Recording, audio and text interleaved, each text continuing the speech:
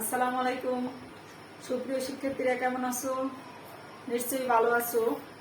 করোনাকালীন এই মহামারীর সময় কঠোর লকডাউনে আছি আমরা এখন।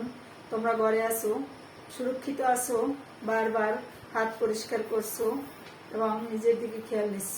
তার সাথে সাথে আমাদের অনলাইন ক্লাসগুলো উপভোগ করছো এবং প্রতিনিয়ত দেখছো। সব স্যারদের সাথে তোমরা টেবিলে বসবে, পাঠ্য বই হাতে নিবে। তাই আমরা আবারও ফিরে আসব। এই কঠিন মহামারী আমাদের মাঝে বেশি দিন টিকতে পারবে না।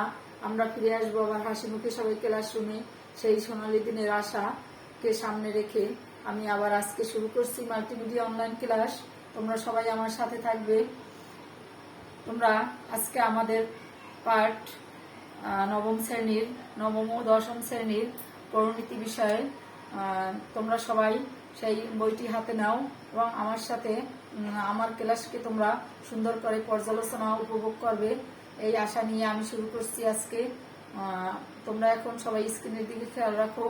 আমি আজকে মাল্টিমিডিয়ার মাধ্যমে তোমাদের এই পাঠকে সুন্দরভাবে তোমাদের সামনে আলোচনা করব। তোমরা সবাই আমার স্ক্রিনের দিকে তাকাও। সুপ্রিয় শিক্ষার্থীরা দেখো, প্রথমেই আমি দেখো আমাদের স্ক্রিনে কি আসছে। প্রথমে আমি তোমাদেরকে স্বাগতম জানাচ্ছি সুন্দর একটি পরিবেশের মাধ্যমে। দেখো স্ক্রিনে আসছে সুন্দর একটি স্বাগতম লেখা এবং আমাদের প্রাকৃতিক দৃশ্য। এরপর পরবর্তী স্লাইডে দেখো শিক্ষার্থীরা, পরবর্তী স্লাইডে আমি তোমাদের সামনে একটি ভিডিও নিয়ে হাজির হয়েছি। তোমরা ভিডিওটি সবাই উপভোগ করবে। শিক্ষার্থীরা আসো আমরা একটি ভিডিও দেখি।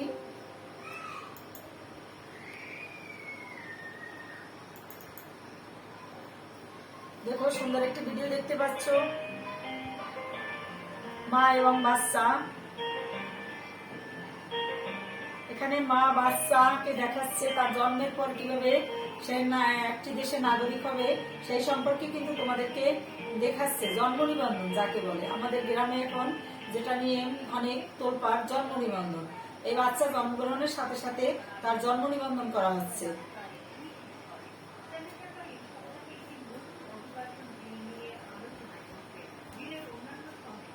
দেখো শিক্ষার্থীরা, ফলে 1,10,00,000 বেআইনিভাবে বসবাসকারী মানুষ নাগরিকত্ব লাভ করবে।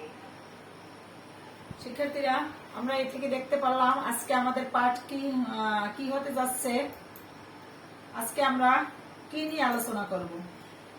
আমাদের এর আগে দেখে আসছি যে বাচ্চাটি জন্মগ্রহণ ভূমিষ্ঠ হওয়ার সাথে সাথে তার এক স্বাস্থ্যকর্মী আসছে তার নিবন্ধন বাড়িতে করার জন্য।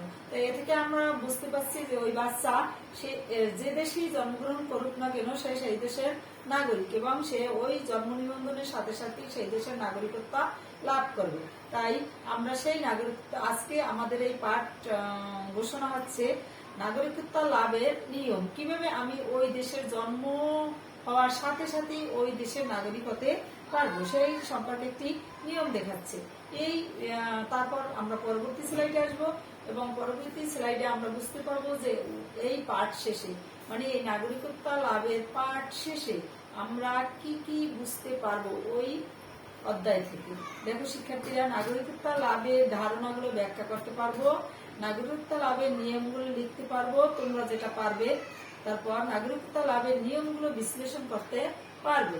ঠিক এইগুলো এই অধ্যায় শেষে তোমরা এই কাজগুলো করতে পারবে এবং এই বিষয়ে শিখতে পারবে। এরপর আসো আমরা পরবর্তী স্লাইডে দেখো কি দেখা যাচ্ছে। তিনটি পিকচার মানে তিনটি ছবি আসছে, যার নিচে লেখা আছে, দেখো তার নাম লেখা আছে এবং দেশের নাম লেখা আছে। প্রথম ছবিতে লেখা আছে শোয়েব মল্লিক, যেখানে তিনি হচ্ছেন পাকিস্তানের। এরপর আছে সানিয়া মির্জা, সে হচ্ছে ভারতের। তারপর আছে সানিয়া মির্জা, সে ভারতের একজন। এরপর আছে এই শোয়েব মালিক ও সানিয়া মির্জার দুজনই হচ্ছে স্বামী এবং স্ত্রী। দেখো এরপর কি আছে, শোয়েব মির্জা এবং সানিয়া মির্জা বর্তমানে যে কোনো কে কোন দেশের নাগরিক এবং কেন। এখানে তোমরা সবাই খাতায় লিখে রাখতে পারো প্রশ্নটি এরপর আসো কিভাবে নাগরিকত্ব লাভের উপায়গুলো কি সে সম্পর্কে আমরা জানবো। দেখো, জন্মসূত্রে নাগরিক কিভাবে হওয়া যায় এবং অনুমোদন সূত্রে নাগরিক কিভাবে হওয়া যায়। আমরা এই দুই বিষয় সম্পর্কে সুন্দর করে বিস্তারিত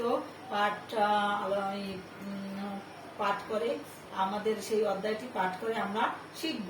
এরপর আসো দেখো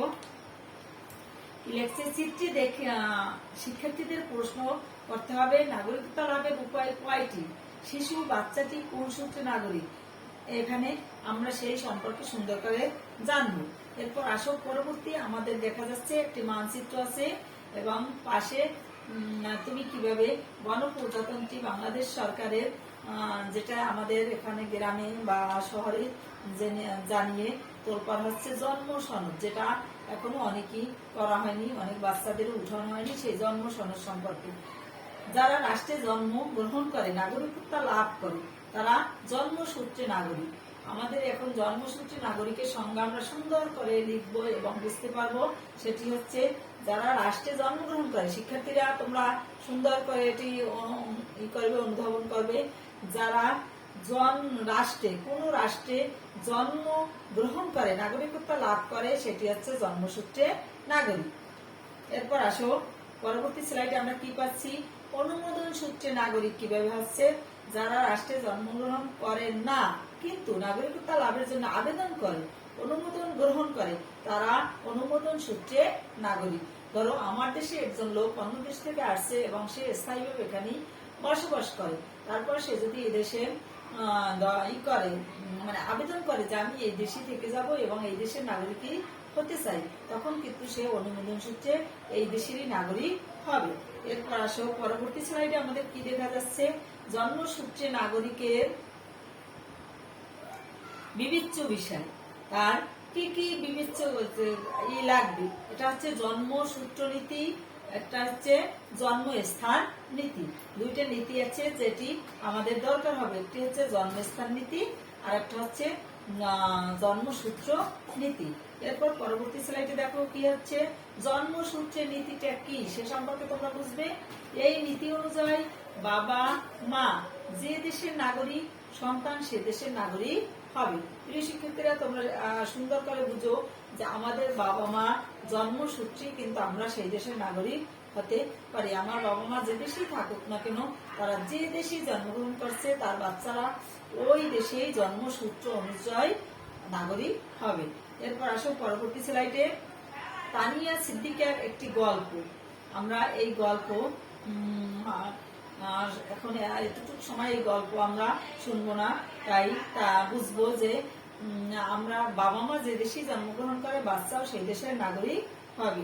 এরপর আসো পরবর্তী স্লাইডে তোমাদের মাঝে আমি দুজন করে জোড়ায় কাজ দিতাম, যেটা এখন সম্ভব না, তাই তোমার একক কাজই করতে হবে। মানে তুমি এখন একা, বাড়িতে একা, তাই একক কাজটি তুমি করবে।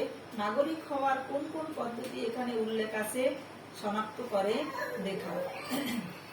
এটি হচ্ছে তোমার একক কাজ, তুমি এটি বাড়িতে বসে সুন্দর করে খাতায় লিখবে। এরপর আসো পরবর্তীতে জন্মস্থান নীতির মাধ্যমে আমরা কি দেখতে পাচ্ছি। দেখো, যে নীতি অনুযায়ী বাচ্চা বিভিন্ন দেশের দূতাবাসে বা বিভিন্ন জাহাজে বিভিন্ন দেশে জন্মগ্রহণ করে সেটি হচ্ছে জন্মস্থান নীতি। মানে ওই সেই দেশের নীতি অনুযায়ী, অনুমোদন অনুযায়ী তাকে ওই দেশেরই নাগরিক হতে বাধ্য করা হয়। এরপর আসো পরবর্তী স্লাইডে সোনিয়া গান্ধীকে নিয়ে একটি গল্প। সোনিয়া গান্ধীর জন্ম ইতালিতে, রাজীব গান্ধীর সাথে তার বিবাহের কারণে তিনি ভারতের নাগরিক হন। রাহুল গান্ধী তাদের সন্তান। এখন রাহুল গান্ধী কি কোন দেশের নাগরিক হবে? অবশ্যই তুমি বুঝতে পারছো, এই রাহুল গান্ধী ভারতের নাগরিক হবে, কারণ তার বাবা ভারতে বাস করে এবং তার মা অনুমোদন সূত্রে ভারতের নাগরিক হয়েছে। এরপর আসো পরবর্তীতে আমরা কি দেখতে পাচ্ছি, সুপ্রিয় শিক্ষার্থীরা অন্য দেশের নাগরিক হওয়া আর কি কারণ আছে বলে তুমি মনে করো। এরপর আসো অনুমোদন সূত্রে নাগরিক কি। অন্য দেশের নাগরিক হতে হলে প্রথমেই ভিসা গ্রহণের লক্ষ্যে আবেদন করতে হবে। ভিসা গ্রহণের লক্ষ্যে আবেদন করতে হবে। এরপর আসো অনুমোদন সূত্রে নাগরিক হওয়ার পদ্ধতি সমূহ হচ্ছে দূতাবাসগুলোর মাধ্যমে আবেদনপত্র পরীক্ষা নিরীক্ষা করে রাষ্ট্র আবেদনকারীকে শর্ত সাপেক্ষে ওই দেশের নাগরিক হওয়ার অনুমোদন দিবে। এরপর আসো পরবর্তী স্লাইডে নাগরিকতা লাভের উপায় কি কি। ধরো রাষ্ট্রের কোনো না কোনো কারণে তার ভালো চরিত্রের অধিকারী হয়ে দীর্ঘদিন ধরে বসবাস করে, উক্ত দেশে চাকরি করে, জমি ক্রয় করে, উন্নত দক্ষতার অধিকারী হয়, তখনই সে নাগরিকতা লাভের উপায় এইগুলো নাগরিকতা লাভ করতে পারবে। মানে তার ভিতর যদি এই কয়েকটি শর্ত থাকে তখনই সে নাগরিক হতে পারবে। এরপর আসো নাগরিকতা লাভের উপায়।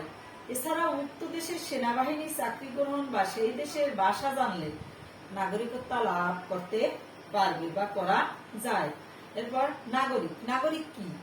একই ব্যক্তি দুই দেশে নাগরিকত্ব লাভ করলে তাকে দ্বি-নাগরিক বলা হয়, দ্বি-নাগরিকত্ব বলা হয়। তোমরা আবারও বুঝবে, যে একই ব্যক্তি যদি দুই দেশের নাগরিক হয়, যেমন এক দেশে সে চাকরি করে, সে ওই দেশের নাগরিকত্ব লাভ করছে অনুমোদন সূত্রে, এবং অন্য দেশে জন্মগ্রহণ করছে, তখন ওই দেশের সে জন্মসূত্রে নাগরিক, তখন কিন্তু ওই নাগরিক হচ্ছে দ্বি-নাগরিকত্ব, মানে সেই একই সাথে দুই দেশের নাগরিক, এজন্য তাকে বলা হয়েছে দ্বি-নাগরিকত্ব। এবার আসি, আমরা আবার একটি গল্প পড়ি। বাংলাদেশি যুবক আরিফ, সে 2014 সালে লটারির মাধ্যমে আমেরিকায় স্থায়ী ভিসা গ্রহণ করেছে বাংলাদেশে, এবং সে আগে বাংলাদেশে বাস করে, এবং সে তার বাবা মায়ের সাথে দেখা করতে মাঝে মাঝে বাংলাদেশেও আসে। এখন কিন্তু সে দুই দেশেরই নাগরিক। যখন সে লটারি ভিসায় আমেরিকা গেছে, তখন সে ওই দেশের নাগরিক এবং তার জন্মসূত্রে হচ্ছে বাংলাদেশের নাগরিক, তাহলে সে হচ্ছে দ্বি-নাগরিকত্ব লাভ করছে, মানে একই সাথে সে দুই দেশের নাগরিক। এরপর আসো, তোমরা যদিও দলীয় কাজ দেওয়ার মতো সেই সুযোগ আমাদের নেই, তারপরও তোমরা বাড়িতে বসে নিজে আবার এই প্রশ্নটি খাতায় তুলবে এবং রেডি করার চেষ্টা করবে। তোমার মতে একই ব্যক্তি দুই দেশের নাগরিক হতে হলে কোন কোন শর্ত পালন করতে হয়? এতে সৃষ্ট সমস্যাগুলো চিহ্নিত করে তার একটি তালিকা তুমি বাড়িতে বসে তৈরি করবে। এরপর সুপ্রিয় শিক্ষার্থীরা, তোমরা তোমাদেরকে ক্লাসরুমে আমরা যদি থাকতাম, সবাই এখন মূল্যায়নের কাজ করতাম। মূল্যায়ন তো বোঝো, প্রশ্ন এবং উত্তর, যার মাধ্যমে তোমাদেরকে মূল্যায়ন করা হয়। তাই আমরা এখন এই মূল্যায়ন যদিও করতে পারতেছি না, কিন্তু আমি কতগুলো প্রশ্ন রেডি করছি। জন্মস্থান নীতি অনুসারে নাফিস কোন দেশে? বাংলাদেশে, সিঙ্গাপুরে, আমেরিকা না অস্ট্রেলিয়া? তোমরা উপরে গল্পটি করবে। যেমন আছে বাংলাদেশি নাগরিক মুন্না মেরিন ইঞ্জিনিয়ার, মেরিন সার্ভিসে কর্মরত অবস্থায় 5 বছর হয়, অস্ট্রেলিয়ার এক মেয়েকে বিয়ে করেছেন। সিঙ্গাপুর থেকে আমেরিকার একটি জাহাজ করে স্ত্রীকে নিয়ে তিনি অস্ট্রেলিয়ায় যাচ্ছিলেন। অস্ট্রেলিয়ায় পৌঁছানোর পূর্বে জাহাজে তাদের সন্তান নাফিজের জন্ম হয়। বাংলাদেশ থেকে অস্ট্রেলিয়ায় লেখাপড়া করতে আসা মুন্নার ছোট বোন, সেও ওই দেশের নাগরিক। এখন এই নাফিস কোন দেশের নাগরিক হবে বলো? জন্মস্থান নীতি অনুযায়ী নাফিস কোন দেশের নাগরিক? বাংলাদেশ, সিঙ্গাপুর, আমেরিকা না অস্ট্রেলিয়া? এরপর আসো পরবর্তী ইসে, রাকিবের ভোট দিতে না পারার কারণ কি? সে অপ্রাপ্ত, সে লেখাপড়া জানে না, সে অস্ট্রেলিয়ার, সে কোনোটিই নয়। সঠিক উত্তর তুমি নিজে নিজে তৈরি করবে। এরপর আসো পরবর্তী স্লাইডে আমরা আসি। জন্মসূত্র নীতি অনুযায়ী বাংলাদেশি সন্তান ইতালির জাহাজে সিঙ্গাপুর বন্দরে জন্মগ্রহণ করলে সে কোন দেশের নাগরিক? ইতালি, সিঙ্গাপুর, বাংলাদেশ না কোনোটি নয়? এরপর আছে নাগরিকত্ব লাভের প্রধান দুটি উপায় কি? বৈবাহিক, জন্মসূত্র, চাকরি ও ব্যবসা কোনোটি নয়। এরপর পরবর্তী স্লাইডে আসো।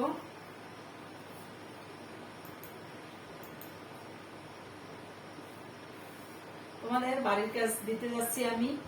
বাংলাদেশের নাগরিক হিসেবে তুমি যদি আমেরিকার নাগরিক হতে চাও, তাহলে তোমাকে কোন কোন গুণের অধিকারী হতে হবে এবং কেন? 100 শব্দের মধ্যে সেটি একটি অনুচ্ছেদ আকারে লিখবে। এরপর তোমাদের সবাইকে ধন্যবাদ জানিয়ে আমি আমার পরিণতি ক্লাস শেষ করছি। আল্লাহ হাফেজ, সবাই ভালো থাকো এবং করোনা মুক্ত থাকো, নিজের দিকে খেয়াল রাখো, বারবার হাত পরিষ্কার করো। আল্লাহ হাফেজ।